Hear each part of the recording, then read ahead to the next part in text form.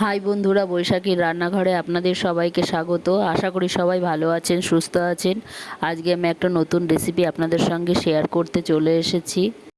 পাট শাকের বড়ার রেসিপি। অনেকেই অনেক রকমভাবে পাট শাক রান্না করে খায়। এই রকমভাবে পাট শাক রান্না করে খেলে বারবার এই রেসিপিটা বাড়িতে তৈরি করবে, যেমন মচমচে ও তেমন টেস্টি হয়। প্রথম আমি পাট শাকগুলো ভালো করে বেছে নেব। বেছে নেওয়ার পরে ধুয়ে ছোট ছোট করে কেটে নেব। এই যে ধুয়ে কেটে নিয়েছি। এখানে আমি পেঁয়াজ কুচি নিয়েছি, জিরের গুঁড়ো নিয়েছি, রসুন কুচি, আদা কুচি, লঙ্কা কুচি নিয়েছি। পাট শাকের ভিতরে জিরের গুঁড়ো দিয়ে দিলাম, পেঁয়াজ কুচি, আদা কুচি, রসুন কুচি দিয়ে দিলাম, পরিমাণ মতো লবণ দিয়ে দিলাম, পরিমাণ মতো হলুদ দিয়ে দিলাম, শুকনো লঙ্কার গুঁড়ো দিয়ে দিলাম, আর এই যে এক বাটি বেসন নিয়ে নিলাম, আর এক বাটি চালের গুঁড়ো দিয়ে দিলাম, টমেটো বাটা দিয়ে দিলাম।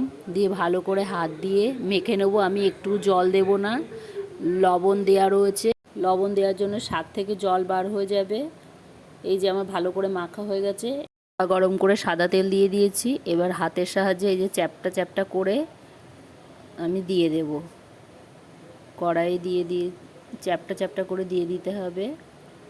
আর মিডিয়াম আঁচে ভেজে নিতে হবে, না হলে উপর থেকে ভাজা হয়ে গেলেও ভিতরটা কাঁচাই থেকে যাবে। সেই জন্য মিডিয়াম আঁচে ভেজে নিতে হবে। উল্টিয়ে দিলাম।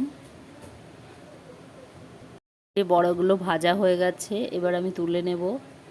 এই যে পাট শাকের বড়া রেডি হয়ে গেছে। এই দেখুন, এই রেসিপিটি আপনাদের যদি ভালো লেগে থাকে একটা লাইক, কমেন্ট এবং প্রচুর শেয়ার করবেন। আমার এই চ্যানেলে যেই বন্ধুরা নতুন, সাবস্ক্রাইব করে দেবেন এবং পাশের বেল আইকনটি প্রেস করে দেবেন নতুন নতুন রেসিপির ভিডিও পেতে। আপনারাও বাড়িতে এইভাবে তৈরি করে দেখুন। আপনাদের কেমন লাগলো কমেন্টে আমাকে জানাবেন। আজকে এই পর্যন্তই। আবার অন্য কোনো দিন অন্য কোনো নতুন রেসিপি নিয়ে চলে আসব।